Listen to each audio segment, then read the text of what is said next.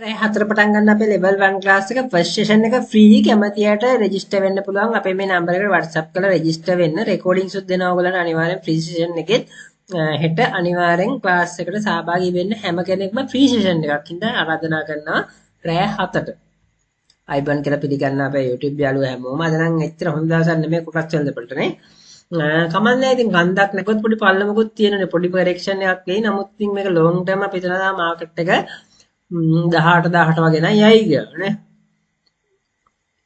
හරි ඒස් එක ගත්තොත් 17394යි ඒක 40ක දුර්වලීමක් පෙන්නනවා.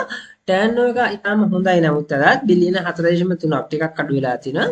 වොලියුම් එකත් පොඩ්ඩක් අඩු වෙලා මිලියන 189ක් විතර පෙන්නන්නේ. ට්‍රේඩ්ස් එකත් 32000යි. ඉතාම හොඳ ගාණක් තියෙනවා.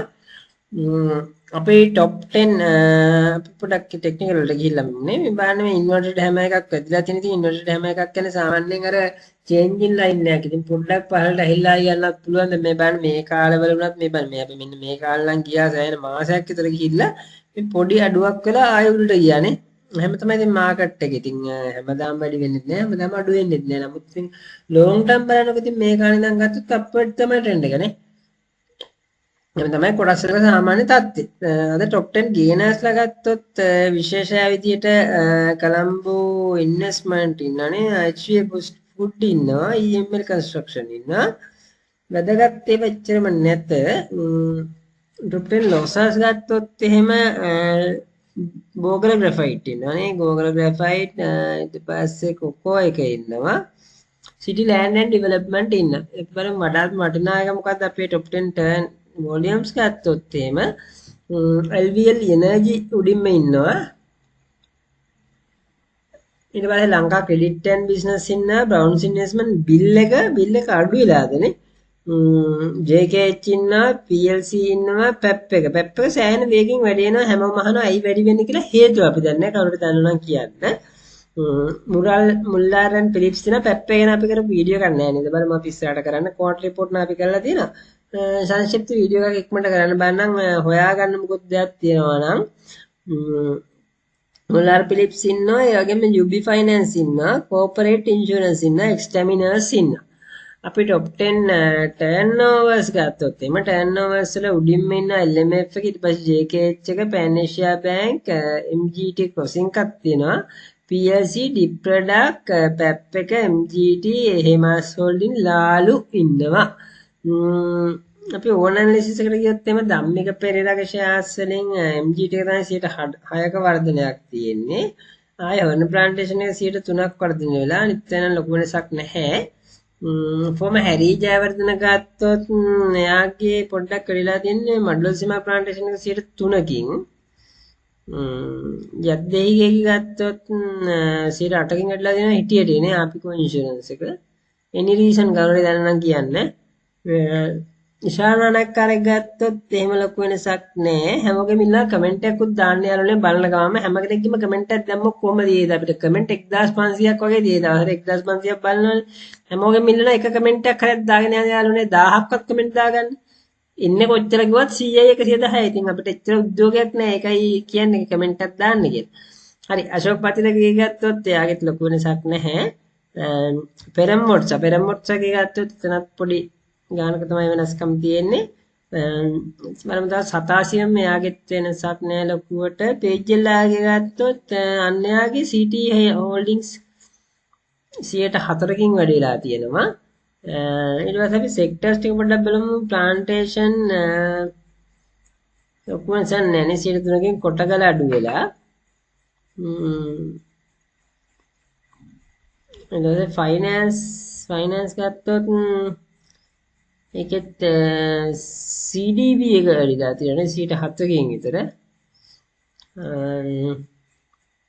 ඉන්ෂුරන්ස් ගත්තොත් ඉන්ෂුරන්ස් වල ආපිකෝ ඉන්ෂුරන්ස් එක අපි කතා කළානේ. අනික් වෙන ලොකු ඇක්ටිවිෂන් නැහැ. බැංක්ස් බලමු අපි. බැංක්ස් වලත් ලොකු වෙනසක් නැහැ. මේ සෙක්ටර් ඇනලිසිස් එක කරන්න කියලා ඔරේ ඉල්ලලා තිබ්බා. මෙතන බලමු අපි ටෙක්නිකල් සෙක්ටර් ඇනලිසිස් එකේ ඔයාලට ඕනි සෙක්ටර් ටික කියන්න. අපි බලමු බැංක්ස් පොඩ්ඩක් බලමුකෝනේ. හැමෝම මාන යන බැංකු වලත් තියෙන අර වගේ එකක්ම තමයි ටෙක්නිකලි ඒ කියන්නේ ASI එකට සමාන එකක්.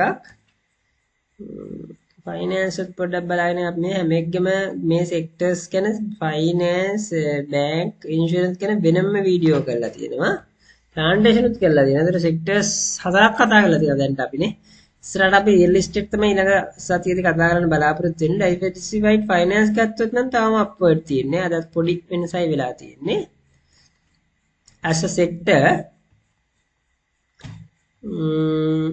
අනික බලලා දන්නේ දැන්ටනේ මුඩන් බේවරේජ් එක ඇතුළේ නරක තියෙන ඉන්ෂුරන්ස් පොඩ්ඩක් බලන්න යනකෝ අර ඉන්ෂුරන්ස් ගත්තොත් නම් හෝල්ම තමයි දිගටම තියෙන්නේ නේ මේ සයික්ලින් මේවනේ හරි අපි ගත්තොත් එම් contribution to ASPI ගත්තොත් එම් බලන්න positive contributors 102යි negative 121යි positive පැත්තේ උඩ මෙන්න HNB CTHR CDB MGT JK negative පැත්තේ නම් සම්පත් Harris CARG Bill commercial bank එක ඒ වගේම තමයි foreign එක පෙන්නන්නේ නැවත අවශ්‍යක් තියෙනවා ස්ලෝනස් එක අතුරේ මතක් ගන්න තාම කමෙන්ට් දාන්න තියාලෝ කමෙන්ට් දාන්න හරි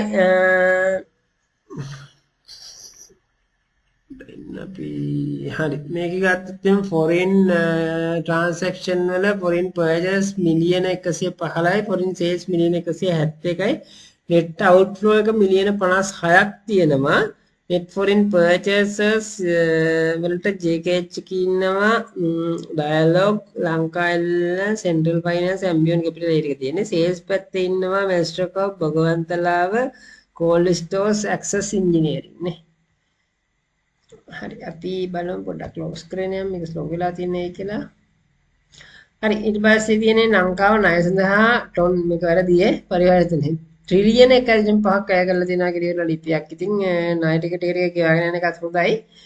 වාර්ෂික ණය ගැනීමේ සීමාව 20% වඩා අඩු වෙලා තියෙනවා මාර්තු මාසෙදී. ඒ වගේ තමයි ඉතින් මේක විස්තර ටිකක් කියන්නේ. මේ වටිනා කොටස් වලට ඒක අපි දාන්නේ.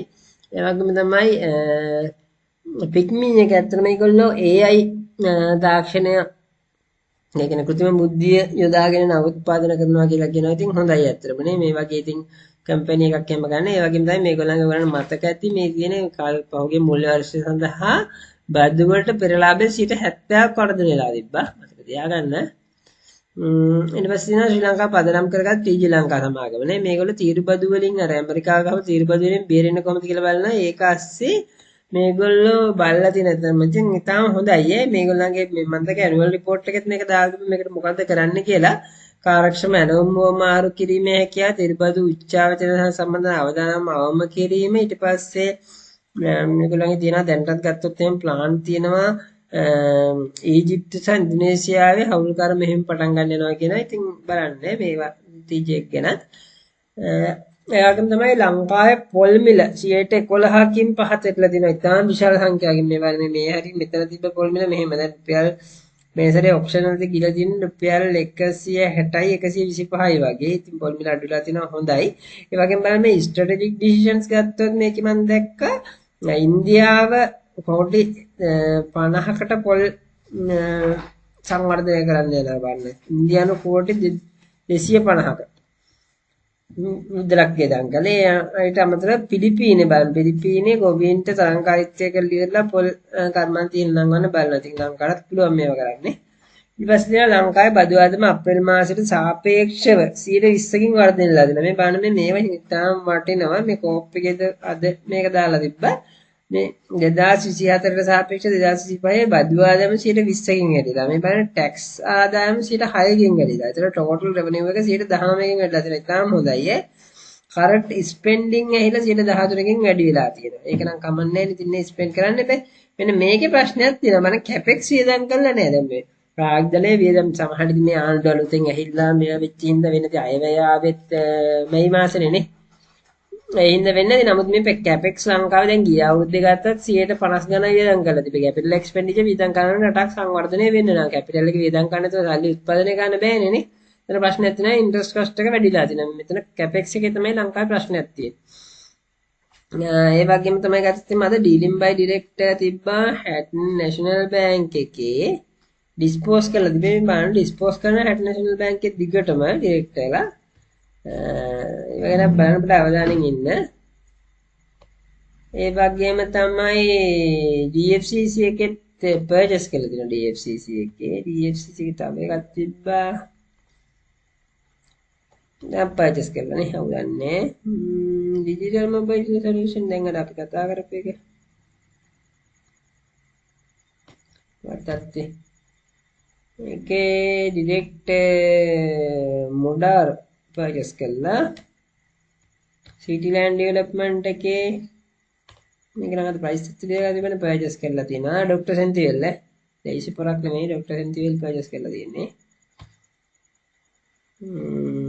මොනවාද මේ මිල එහා මෙහා නැති තියා පර්චේස් කරපින්ද වෙන්නේ නැති එක්ස්පෝස් කරලා තියෙනවා හැටන් නැෂනල් බැංක් මේ හැටන් නැෂනල් බැංකේ බාන් ඩිරෙක්ටර්ලා දිග්ගටම විකුණනවා ඒ කියලා මේ මම දන්නේ නැහැ මට දිශාර විකුණු පින්නද කියලා